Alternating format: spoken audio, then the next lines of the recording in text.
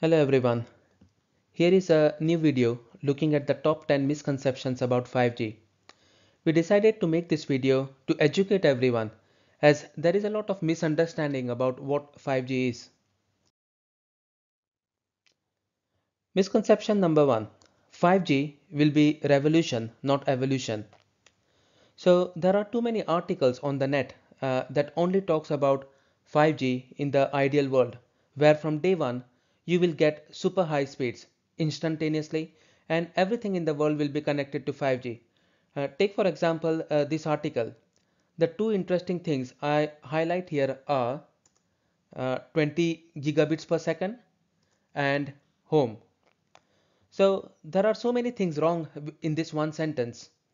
5G will not be giving these speeds anywhere, and as we can use as we use higher frequencies, they won't be able to enter indoors from outdoors. So there would be very poor outside in penetration. So for anyone interested, they can also refer to our video on radio frequency, band and spectrum. It's one of our most popular videos to date.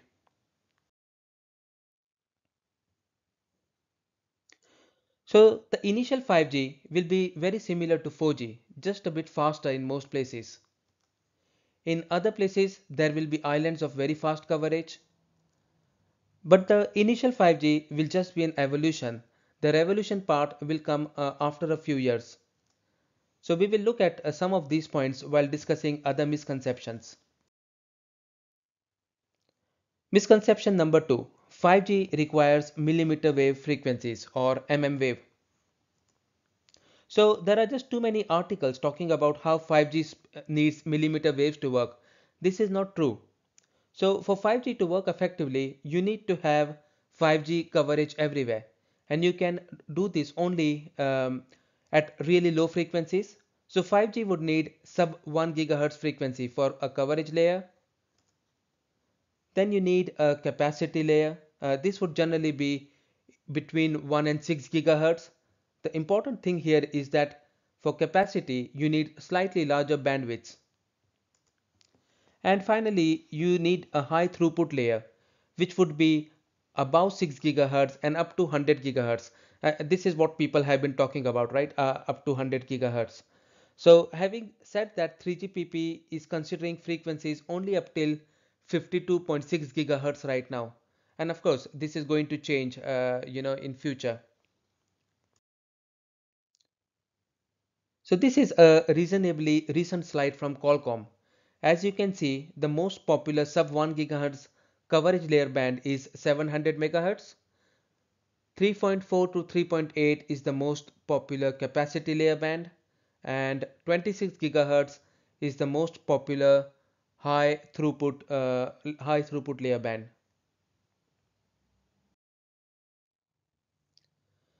So I like this picture from T-Mobile USA, and I will use it multiple times in this presentation. So it just summarizes what we discussed about the most popular bands in different layers. Misconception number 3. 5G needs new spectrum. Well, you can roll out 5G in the new spectrum, but no one is stopping you from using an existing band or spectrum. In fact, there is a good chance that some operators will refarm some of their 3G, 2G, 3G and 4G spectrum for 5G. So take for example these 5G operating bands defined in 3GPP TS 38.101. The ones highlighted are the new bands, but all others are existing bands. In some countries, some of these bands are not allocated for 2G, 3G or 4G, and if the regulator auctions them, the operators can use them for 5G. In other countries, some of these bands are already being used for 2G, 3G or 4G, and an operator may choose to refarm some of these bands.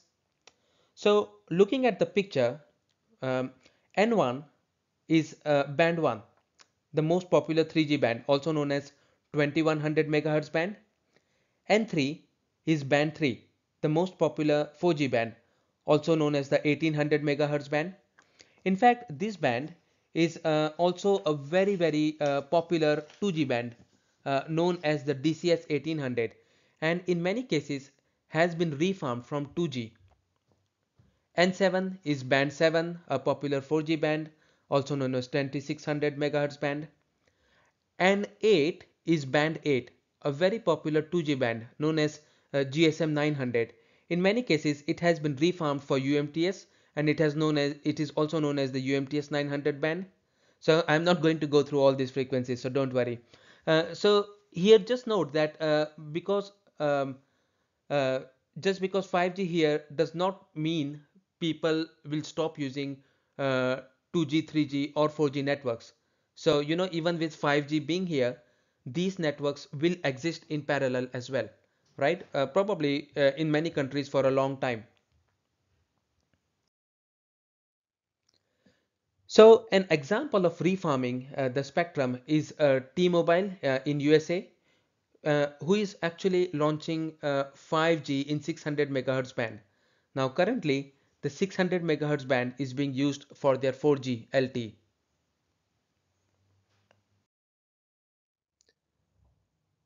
Sprint in USA is doing the same thing as T-Mobile, and but they are doing this in the 2.5 gigahertz band, which they own, and they have actually got a very large chunk of 2.5 gigahertz band. So they will use some of it for 5G and they will leave some of it for 4G. Uh, but I don't really know how much they are going to actually leave for 4G and how much they are going to be using for 5G. I guess they will start with a smaller chunk of 5G, and over the time when they have more subscribers using 5G, the 5G chunk will keep on growing larger and larger. So misconception number 4. 5G needs large amounts of bandwidth. So as we discussed, 3GPP defines new radio bands in FR1 and FR2. So FR is basically just frequency range. Frequency range 1 and frequency range 2 in 3GPP release 15 of new radio. So FR1 goes from 450 MHz to 6 GHz, and FR2 goes from 24.25 GHz to 52.6 GHz. So you can see some of these bands in the picture. So in theory, there are very large bandwidths available in these new bands. But let's not forget that there are existing bands and operators will reform. So as you can see from this picture, again from 38.101, the bandwidths start from 5 megahertz. So in theory, you can have a non-standalone deployment with 1.4 megahertz LTE bandwidth and 5 megahertz 5G bandwidth, right? So in case you are wondering what non-standalone is, you should check out our tutorial on 5G deployment options.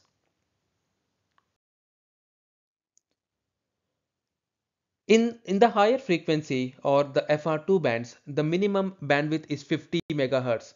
Ideally, all operators should have at least 200 megahertz bandwidth, but in some markets, or maybe many markets actually, it could be tricky. So misconception number 5, 5G will give super high speeds. So when people were writing about 5G last year, you would read a lot about how fast 5G would be. So this article from Business Insider calls it insanely fast. But by the beginning of this year, it started becoming clear that 5G would be fast, but not that fast. At least not all 5G would be extremely fast. And some articles started setting the expectations right, that well, it won't be as fast as we thought initially. So in theory, you have carrier aggregation in LTE, right, where you can combine all the different frequency bands to give a fatter pipe with a higher throughput. And with 5G non-standalone dual connectivity, you can view it as a combination of 4G carrier aggregated frequencies plus 5G frequencies. So you have even fatter pipe. So the false assumption that many people make is that 5G bandwidth will be very high.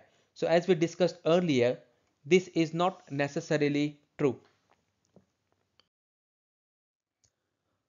Another thing worth highlighting here is that with 5G dual connectivity, an operator may decide that they do not want to use all 4G frequencies for carrier aggregation. Now, this may be for simple load balancing kind of reasons, but could also be for interference management purposes. A recent white paper from Keysight Technologies uh, point out that actually the 5G uplink transmission in a 3.5 gigahertz band might significantly interfere with 4G in the 1.8 gigahertz band in the downlink direction. Now, this may be bad news, especially in Europe, where both these bands are forecasted to be very heavily used. Qualcomm has a good blog on some real-world 5G standalone tests they did. As you can see, that they are still hoping that the real-world speeds would be great. So here you can see that they got 332.6 megabits per second. This is our view of how the real-world speeds of 5G only band would be. So in coverage layer, you will basically get 10 to 50 Mbps with 10 megahertz bandwidth. In capacity layer, it would be 100 to 300 Mbps for 40 megahertz bandwidth, and in high throughput layer, uh, between 400 to 1500 Mbps in 100 megahertz bandwidth. So it's still going to be very good, but it won't be there from day one. Right, so misconception number 6, 5G will have less than 1 millisecond latency. So we have actually discussed these at length in an earlier tutorial on bandwidth, throughput, latency and jitter in mobile networks. You should actually check that out.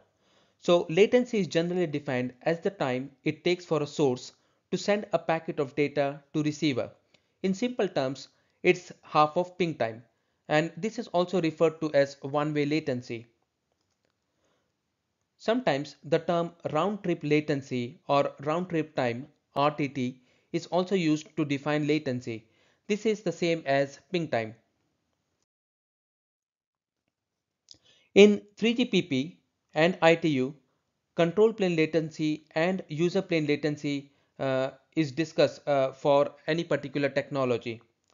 So control plane latency is defined as the transition time from idle state to connected state, and the user plane latency, also known as the transport delay, is defined as one-way transit time between a packet being available at the IP layer of origin and the availability of this packet at IP layer of the destination.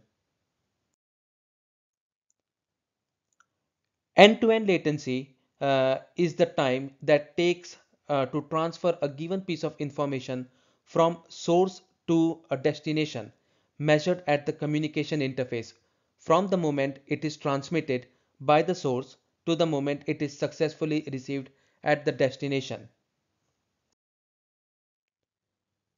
So the reason we discussed all these definitions is because I wanted to show you this slide from Professor Andy Sutton, which I really like, showing all these different 5G latency requirements. As you can see, NGMN has described the end-to-end latency for eMBB or enhanced mobile broadband as 10 milliseconds, while that for URLLC or ultra reliable low latency communications as 1 millisecond. Now again, these values are defined as capabilities that should be supported by 5G system. If you're not sure what is meant by 5G system, check out our tutorial on 5G terminology. Finally, you can see that ITU-R IMT 2020 requirements specify one-way user plane latency for eMBB as 4 milliseconds, while that for URLLC is 1 millisecond. Now, this is more practical Again, for control plane latency, it's 20 or 10 millisecond. So going back to that Qualcomm blog on user experience, we see that the latency in their test was around 14 milliseconds. So there are a few speed test pictures shared of 5 as a part of 5G announcements. So you can see the ping time, which is the round trip time, and from the different tests, and they vary between 6 and 10 milliseconds in all these different announcements. So this is actually very impressive, and hopefully these kind of like latencies could be replicated in real world scenarios. Misconception number 7: 5G networks will be small cells. So looking back at this picture we discussed earlier, as you can see, the high throughput layer will generally always be small cells, right? Because these are high frequencies and you want to provide really high throughput, so it would make sense to have smaller cells here. The capacity layer can be small cells or macro cells. In any case, the coverage area would be small so that users can get really good data speeds. Finally, the coverage layer will generally be macro cells. Uh, you see, we will generally see coverage layer with growing number of capacity layer and very few high throughput islands in the beginning in the dense urban areas and traffic hotspots. So you need to have a coverage layer that covers all possible locations, and you need to have macro cells in the coverage layer to actually provide like a ubiquitous connectivity. Misconception number 8: 5G needs massive MIMO. So the coverage layer, as we just discussed, will continue to use 2 by 2 MIMO, maybe 4 by 4 in some cases, but I'm not sure what would be the advantage that may provide. The capacity layer will probably use 44R, 88R, or 64T, 64R massive MIMO, depending on where it's being deployed. The high throughput layer will generally always use massive MIMO to take proper advantage of all these high frequencies and provide high throughputs. So you can do all kinds of beam forming, beam steering, all this fun with the beams when you have massive MIMO. So the US operator Sprint has been showing off their 2.5 GHz 64T64R massive MIMO active antennas. So you may notice that they are actually slightly bigger and bulkier than the standard antennas. So 5G massive MIMOs will introduce its own set of challenges. Mainly, the antennas will be heavier, meaning that the existing poles may not be able to bear the load. Upgrade would be required. It can work for some sites, but it may not be economical to upgrade all the sites. Power upgrade would be required too, as the new active antennas would consume a lot more power. Now, since each site serves multiple sectors and frequencies, it is quite possible that the backhaul upgrades would be necessary as well. So existing backhauls may not be capable of coping with the massive increase in data traffic. Misconception number 9: 5G is needed for autonomous cars. So this is the picture from Google, right? And what it's saying is basically autonomous means something that has the freedom to act independently.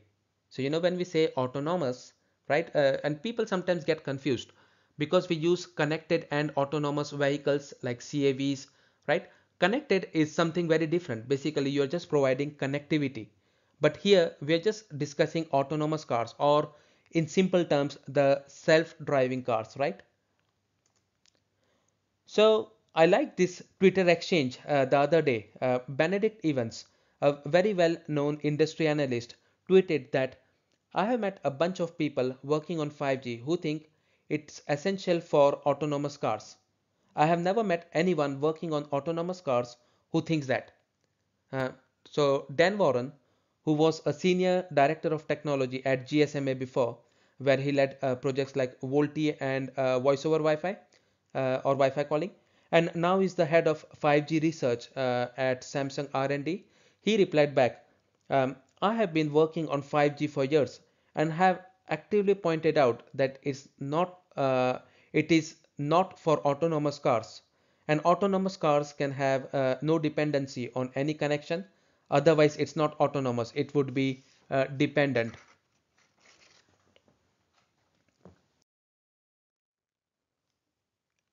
So autonomous cars do not require connectivity, but connectivity can help.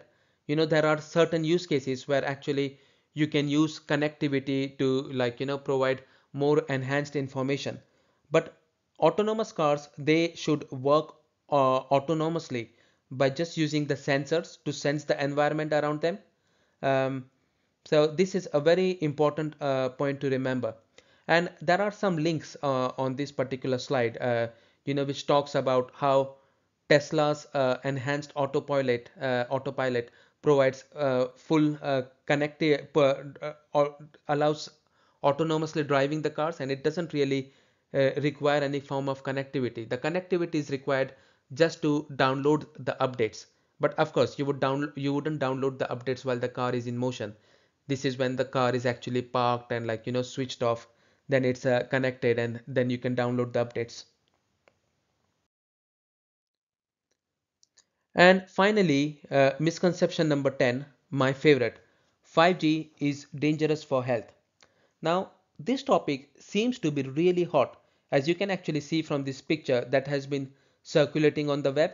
And the interesting thing is that there are loads of 5G trials going on in China, in Japan, South Korea, Italy, Germany, etc.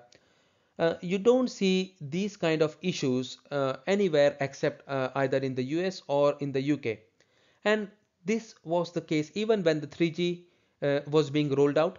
There were rumors that actually 3G will make men impotent, women miscarry, and kids would be born deformed, etc. etc. Um, when incandescent bulbs were invented and being rolled out, I remember that all the candle manufacturers going out of business accused the bulbs, these incandescent bulbs, yeah, the filament bulbs, to suck souls out of living beings.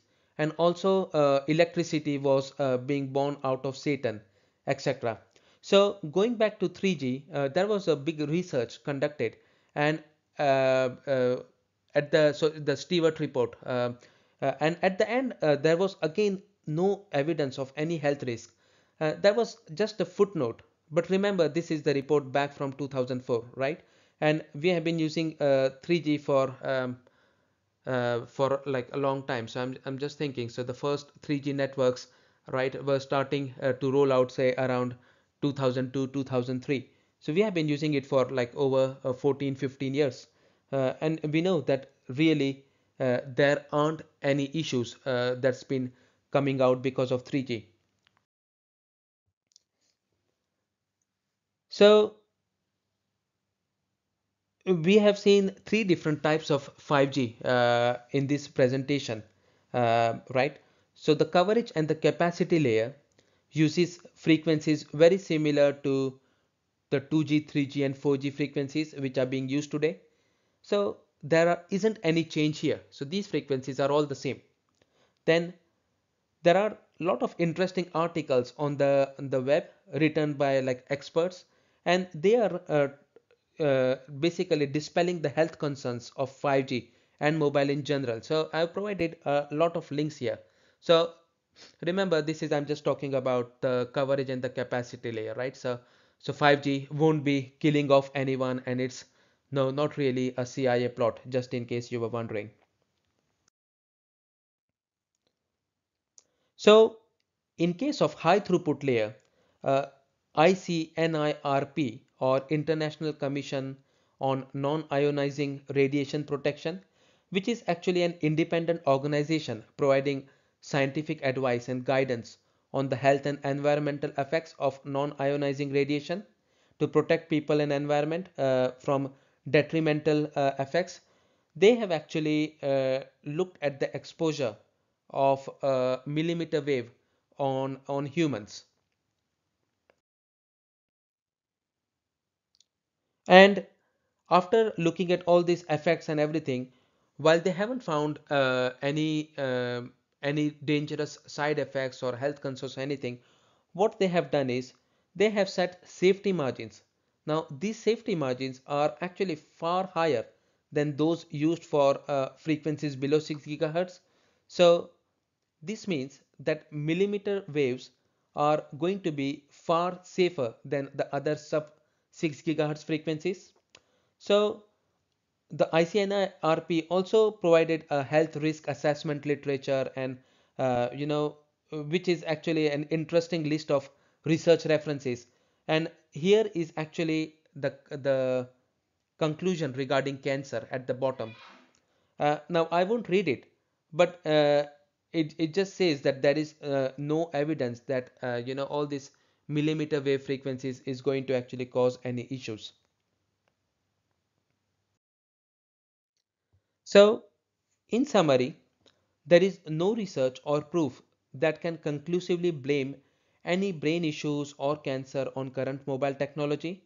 The power level in the new millimeter wave 5G is designed to be much lower than that used for the current mobile cellular systems, and that this particular thing means that the risk is even further removed.